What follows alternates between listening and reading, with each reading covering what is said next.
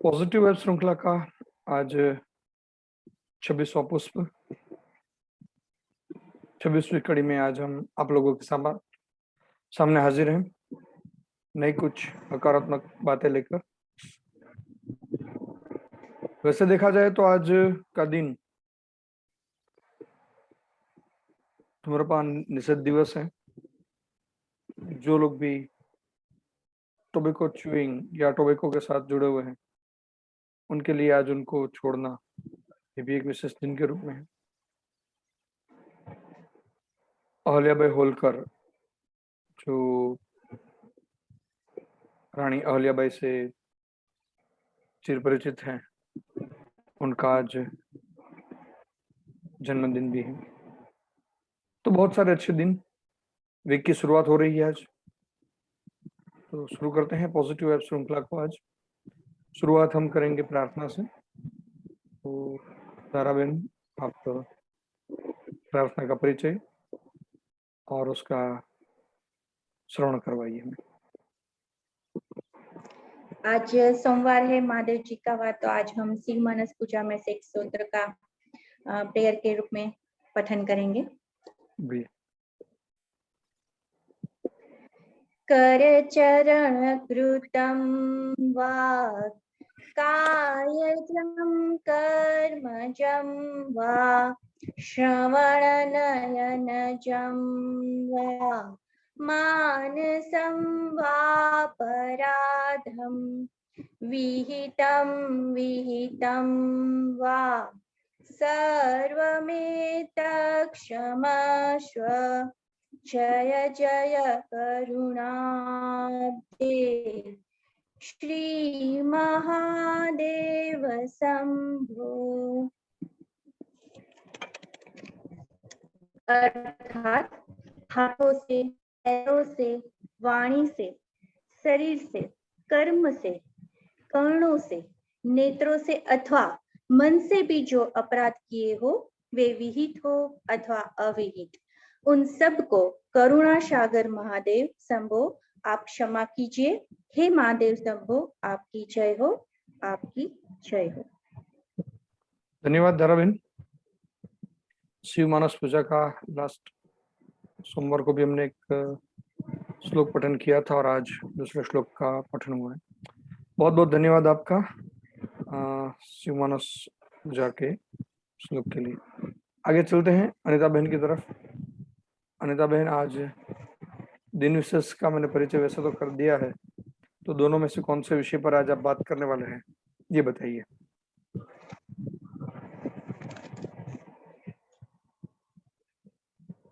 आपकी आवाज खो गई है।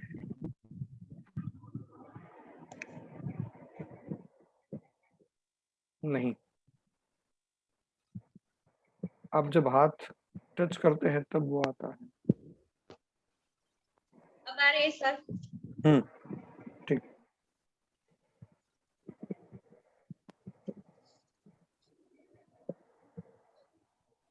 आज महारानी अहल्याबाई होलकर की जन्म जयंती है, तो उस वीरांगना को याद करते हुए हम उसकी जीवन कथनी प्रस्तुत करेंगे।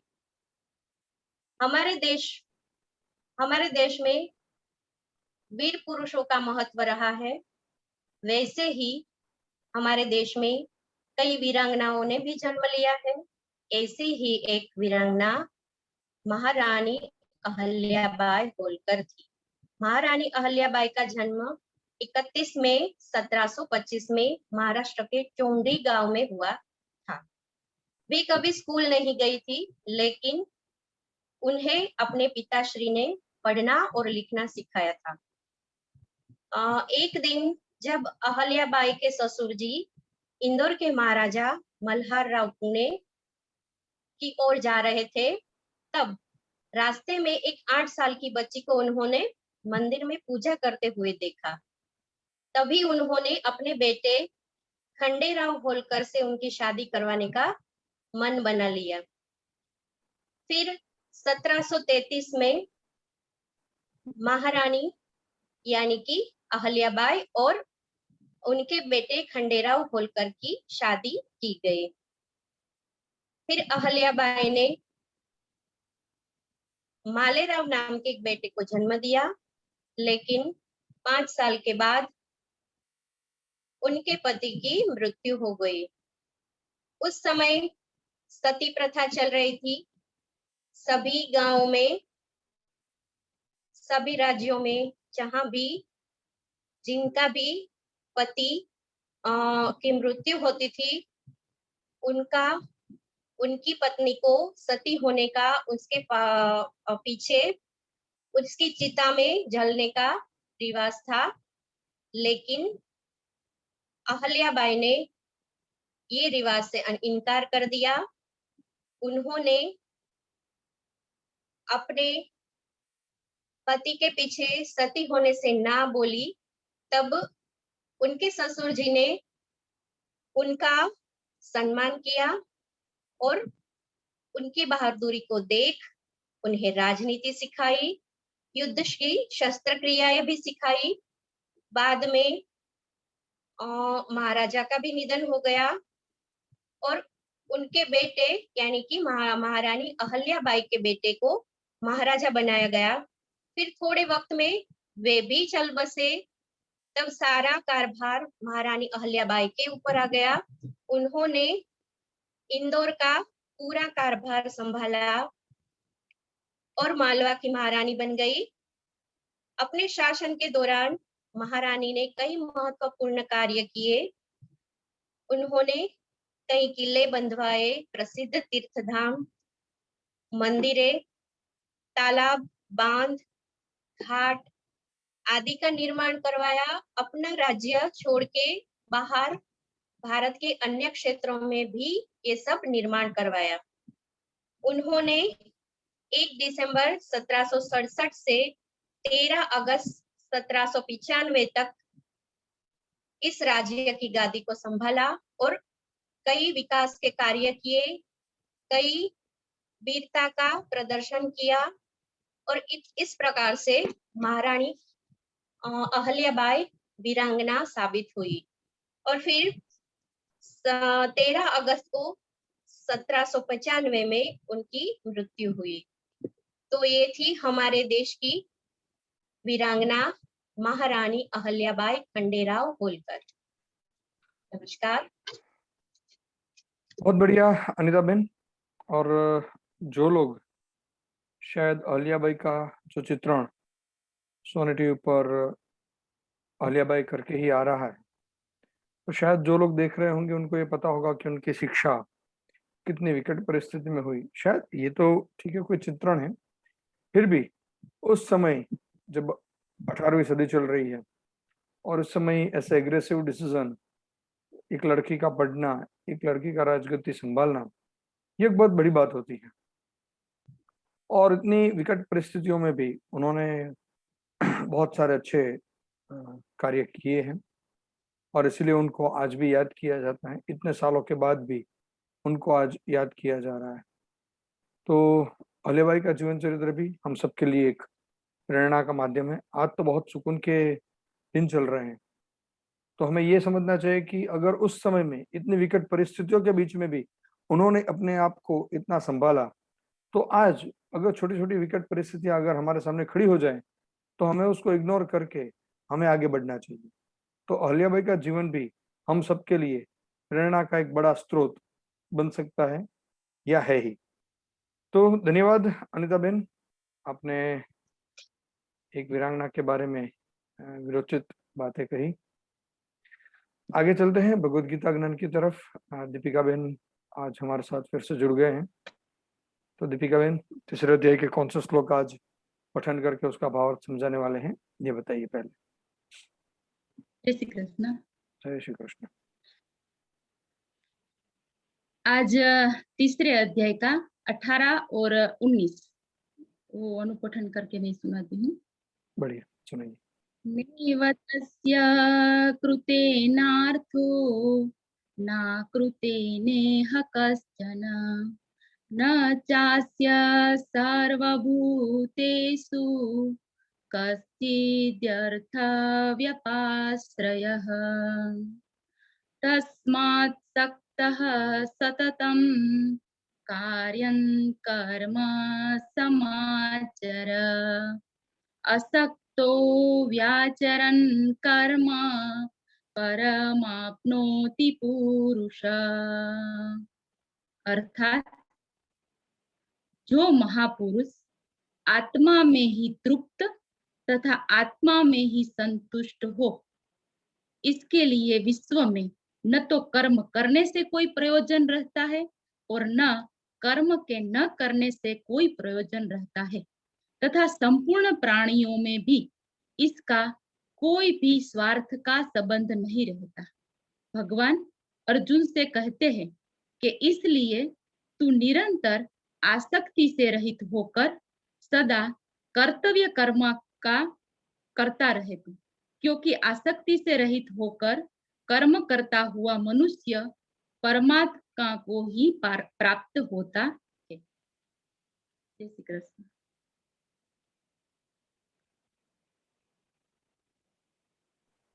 बहुत बढ़िया दीपिका बहन। भगवत गीता ज्ञान में यही कहा है कि आसक्ति को छोड़कर में कर्म करें और जीवन का पूरा भाव जो है वो इसी तरह से चलता रहे, ये बहुत ही जरूरी है। ज्यादातर हमारे लिए होने वाले कर्म जो हैं वो आसक्ति रहित नहीं होते हैं।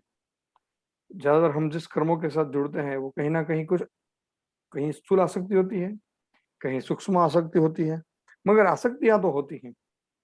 तो आसक्ति रहित कर्म करना और निरंतर कर्म करना, दोनों बातें बहुत महत्वपूर्ण हैं। तो इस ज्ञान को आगे लेकर हम आगे बढ़ते हैं आज की कड़ी में। धन्यवाद आपका दीपिका बहन। Yes. आज हम आगे बढ़ते हैं हमारी पॉजिटिव क्वारंटाइन स्टोरी की तरफ। आज हमारे बीच उपस्थित हैं भाविशा बेन और भाविशा बेन आज उनकी क्वारंटाइन पीरियड की स्टोरी सुनाने वाले हैं। हर रोज की तरह उनका परिचय अमी बेन करवाएंगे पहले और बाद में हम सुनेंगे भाविशा बेन से उनकी स्टोरी। अमी बेन। धन्यवाद सर। आज हमारे साथ जुड़े हुए हैं कुमारी भाविशा सोन छात्रा। उन्होंने कॉमर्स में मास्टर्स किया हुआ है, साथ में bachelors of education and diploma in योग कर रही है। उनके शौक के विषय बहुत ही इंटरेस्टिंग है, जैसे कि रीडिंग है, ट्रैवलिंग है, वो तो सबके होते ही है, लेकिन सिंगिंग, डांसिंग और कुकिंग, ये तीनों भी उनके बहुत ही जिन्हें हम कह सकते हैं उनके जहन में बसे हुए एकदम पसंदीदा शौक है। और व्यवसाय से वो एक टीचर है। तो आइए एक टीचर से जो इतनी सारी मामले में अपना हुनर दिखाती है, उनसे आज सुनते हैं उसकी पॉजिटिव क्वारंटाइन स्टोरी। भाविशा जी। नमस्ते।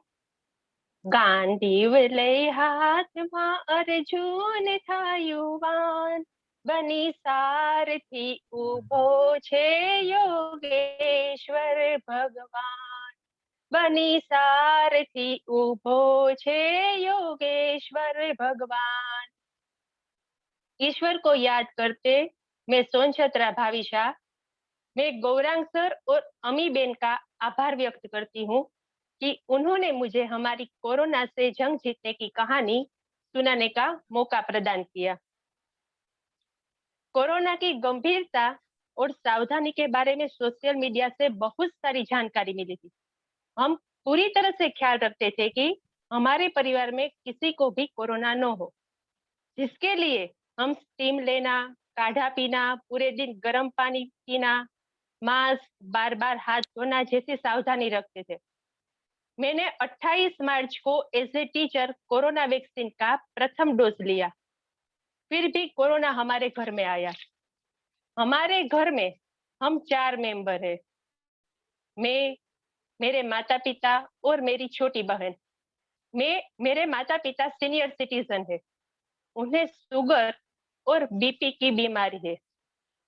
जब से कोरोना वायरस के बारे में सुना था, तब से मन में भीतर ही भीतर छोटा सा डर था कि हमारे घर में किसी को भी कोरोना हुआ तो वो अकेला उसका सामना कैसे करेगा। लेकिन जैसे बच्चे की फिक्र माँ बाप को ज्यादा होती है, वैसे हमारी फिक्र भी हमारे परम पिता परमात्मा को ज्यादा होती है। उन्होंने इस संकट में हमारा बहुत ख्याल रखा। तारीख 9 अप्रैल को मेरी मम्मी का रिपोर्ट पॉजिटिव आया। यह सुनकर मेरे पापा और हम दोनों बहनें हिम्मत हार चुके। मेरी मम्मी पहले कभी अकेली रही नहीं थी, अब हम क्या करेंगे, यह सवाल बार बार हमारे दिमाग में आता था। मेरी बड़ी बहन जो ससुराल में है, उसने कहा कि आप तीनों भी टेस्ट करवा लो, और हमने रिपोर्ट करवाया। हमारा रिपोर्ट भी पॉजिटिव आया, जबकि हमें कोई लक्षण नहीं थे।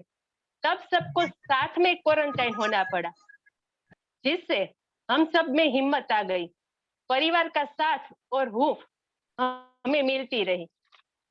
कुछ लोग जिंदगी में होते हैं, कुछ लोग जिंदगी में होते हैं, कुछ लोगों से जिंदगी होती है, कुछ लोग होते हैं तो जिंदगी होती है।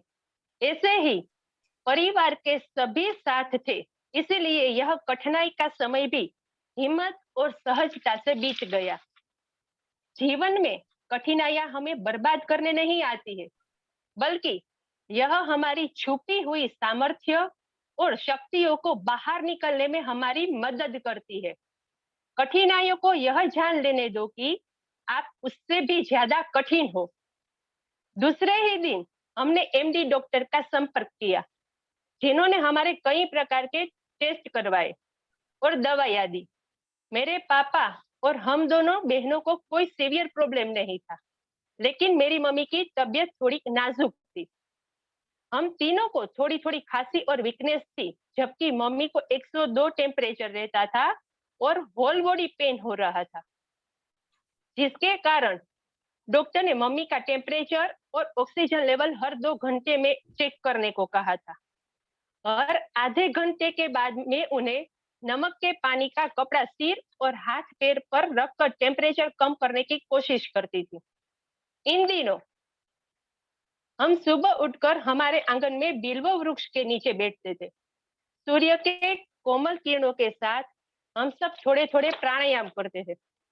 प्राणायाम के साथ साथ हमारी प्रतिदिन की आदत के मुजब हम बालाजी दादा की आरती और हनुमान चालीसा सुनते थे। हमारे खाने पीने की व्यवस्था मेरी बड़ी बहन और उसके ससुराल वालों ने की थी। दीदी और जीजाजी सुबह का चाय नाश्ता, नारियल पानी, सूप, जूस, गुड़ नींबू का पानी, दोपहर और शाम का खाना पहुंचा देते। इस कोरोना की पॉजिटिविटी को हराने में हमारे ब्लड रिलेशन की पॉजिटिविटी हमारी ताकत बन गई। ये कोरोना की आफत हम सबका साथ रहने का अवसर बन गया। 5 दिन के बाद हम दोनों बहनों और पापा का रिपोर्ट नॉर्मल आ गया।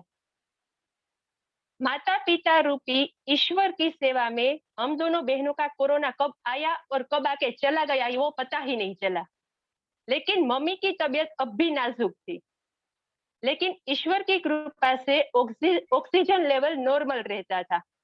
वह पूरा दिन मोरारी बापू की कथाएं सुनती थी और भागवत गीता का 15वां अध्याय बोलती थी, जिससे उसे ताकत मिलती थी। और दूसरे 5 दिन बाद मम्मी भी नॉर्मल हो गई। हम सब साथ रहकर कोरोना का जंग जीत गए। कोरोना से जीतने के बाद भी हम सब ने सुबह का प्राणायाम करने का, सूर्य के कोमल किरणों में के साथ बिल्व वृक्ष के नीचे बैठने का क्रम अब भी जारी रखा है। अंत में मैं इतना ही कहूंगी, जिंदगी खेलती भी उसी के साथ है जो खिलाड़ी बेहतरीन होता है। दर्द सबके एक से है, मगर हौसले सबके अलग अलग है। कोई हताश होकर बिखर जाता है तो कोई संघर्ष करके निखर जाता है। Thank you Gaurang sir and positive vibes team. धन्यवाद भाविशा बेन, बहुत अच्छी बातें रही। और ये दूसरा अनुभव है कि जिसमें अनुभव में बिल्व वृक्ष की बात आई है, तो शायद इस विषय में आगे और भी अनुसंधान या तो और ज्यादा ऑब्जर्वेशन की जरूरत रहेगी कि बिल्व वृक्ष का भी हो सकता है कि कोई ना कोई रोल 25 दिनों में 2 बार बिल्व वृक्ष का उल्लेख होना ये कोई छोटी बात नहीं होती है। तो सर वो भी भाविशा बेन जाविया थी, वो हाँ, भी नाम भाविशा बेन थी, ये एक भी ही नाम, भाविशा है। दोनों के नाम भी एक है। बढ़िया, चलिए। तो धन्यवाद भाविशा बेन, आपने अपनी पॉजिटिव क्वारंटाइन स्टोरी हमें बताई। आगे चलेंगे आज की मॉरल स्टोरी की तरफ। तो अमी बहन, आज बताइए कौन सी मॉरल स्टोरी आप हमें सुना के हमारा मोरल बढ़ाने वाले हैं। शिकंजी का स्वाद हम लेकर आए हैं आज। क्या बात है, इतनी गर्मी में। बढ़िया, पिलाइए फिर तो। एक प्रोफेसर थे और क्लास के सभी छात्र उनके लेक्चर बहुत रुचि के साथ सुनते थे। इतना बढ़िया तरीके से वो पढ़ा रहे थे सब बच्चों को, और उनके दिए गए कुछ सवाल होते थे। हर रोज क्वेश्चन आंसरिंग का एक सेशन रहता था, तो सभी लोग सभी बच्चे बहुत ही अच्छे से उनके जवाब दे रहे थे। लेकिन उन सब बच्चों के बीच एक छात्र ऐसा था, वो हमेशा चुपचाप और गुमसुम बैठा ही रहता था, वो कुछ नहीं बोलता था। प्रोफेसर जो थे उन्होंने पहले ही दिन पहचान लिया कि ये कुछ अलग है, तो वो 1-2 दिन तो कुछ नहीं बोले। फिर 3-4 दिन के बाद उन्होंने उस छात्र को कहा कि भाई क्लास खत्म होने पर मेरी कैबिन में आना, मुझे तुझसे कुछ बातें करनी है। फिर वो लड़का गया स्टाफ रूम में, लेक्चरर से मिला, वो प्रोफेसर से। तो प्रोफेसर ने उसे पूछा कि बेटा तुम हर समय क्यों उदास रहते हो, क्लास में अकेले अकेले चुपचाप से ऐसे बैठे रहते हो, लेक्चर में ध्यान नहीं देते हो, क्या बात है, कुछ परेशानी है क्या? तो सर वो ऐसा है, छात्र बहुत ही हिचकिचा गया कि मेरे अतीत में यानी कि मेरे पास्ट में कुछ ऐसी घटना हुई है जिसकी वजह से मैं हमेशा परेशान सा रहता हूँ, समझ में नहीं आता कि मैं क्या करूं।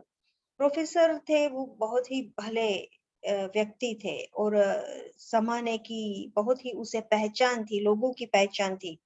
तो उन्होंने कहा बेटा एक काम कर, तू शाम को मेरे घर पर आ जा। शाम को जब वो लड़का प्रोफेसर के घर पर पहुंचा तो प्रोफेसर ने उसे बहुत ही प्यार से अपने पास बैठाया और फिर किचन में चले गए और शिकंजी बनाने लगे। उन्होंने जानबूझकर शिकंजी में ज्यादा नमक डाल दिया। फिर किचन से बाहर आकर शिकंजी का ग्लास उस लड़के के हाथ में दिया और कहा, ये लो भाई शिकंजी पियो।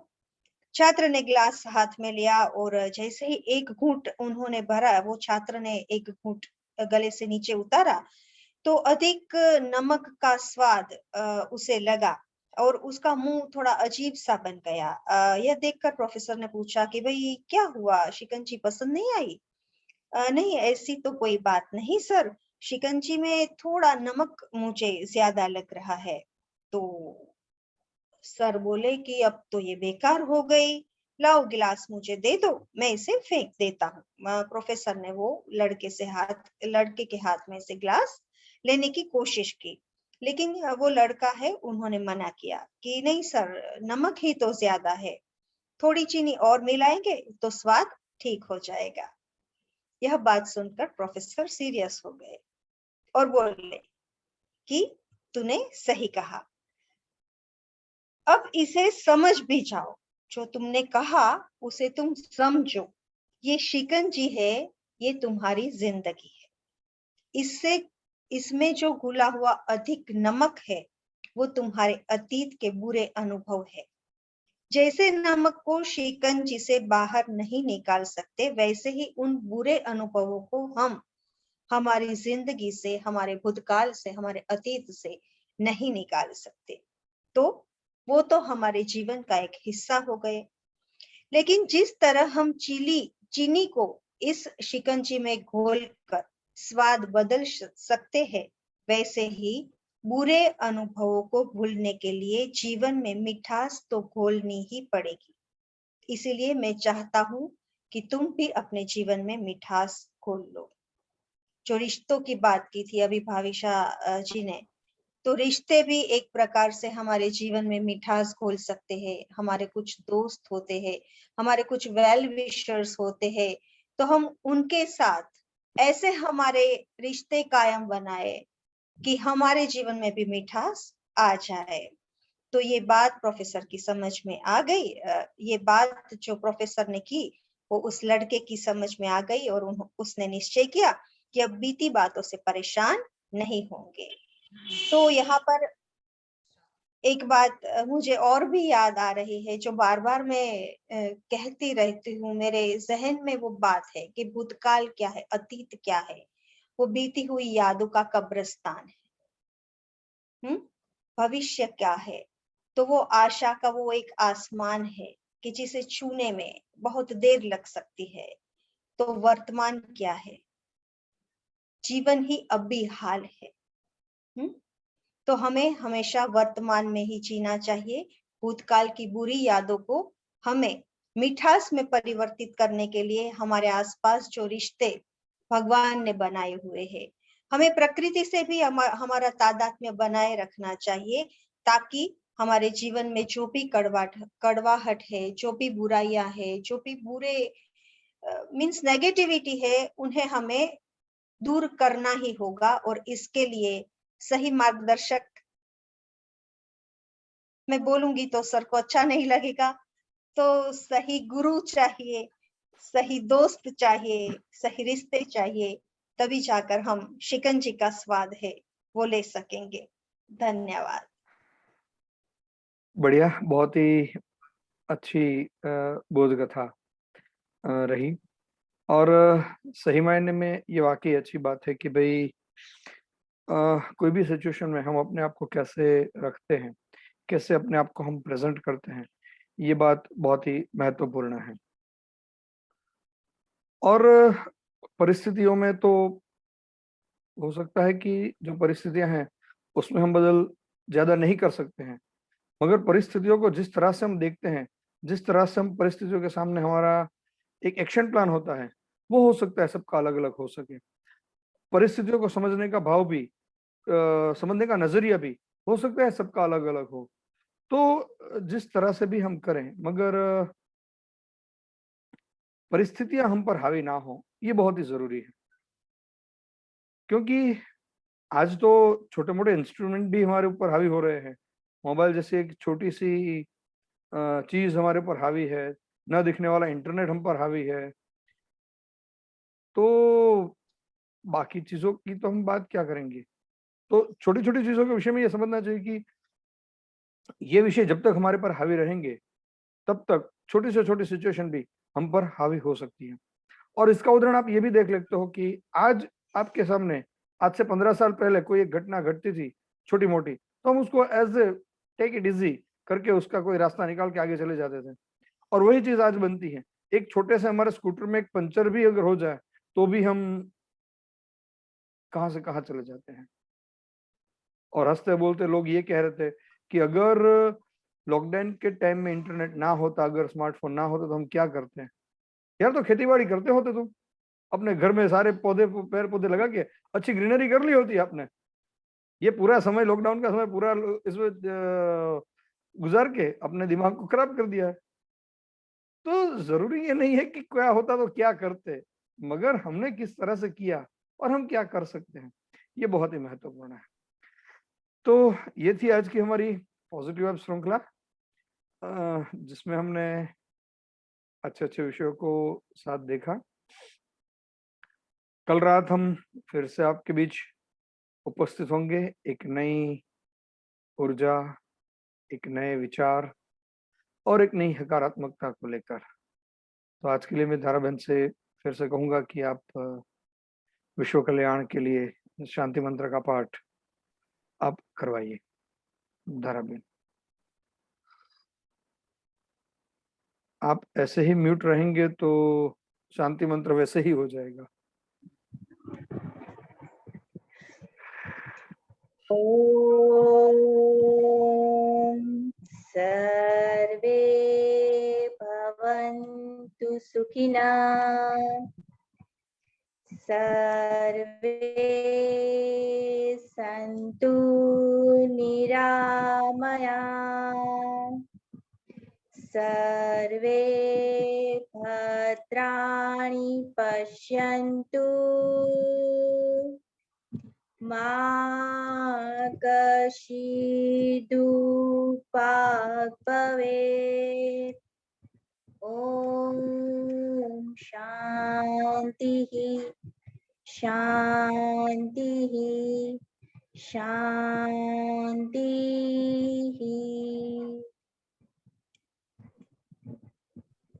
हमारा ये एपिसोड या ये श्रृंखला की ये कड़ी भी थोड़ी देर में पॉजिटिव वेब्स चैनल पर अपलोड हो जाएगी और आप लोग खुद भी अगर इसमें से कुछ भाग छूटा हो तो सुन सकते हैं। और अब आपको लग रहा है कि ये श्रृंखला की कड़ी किसी के लिए महत्वपूर्ण हो सकती है तो आप उनको ये कड़ी शेयर भी कर सकते हैं। तो धन्यवाद आप सभी का, आप जुड़े और कल रात तक आप सभी लोग स्वस्थ रहें, सलामत रहें और सकारात्मक रहें। धन्यवाद।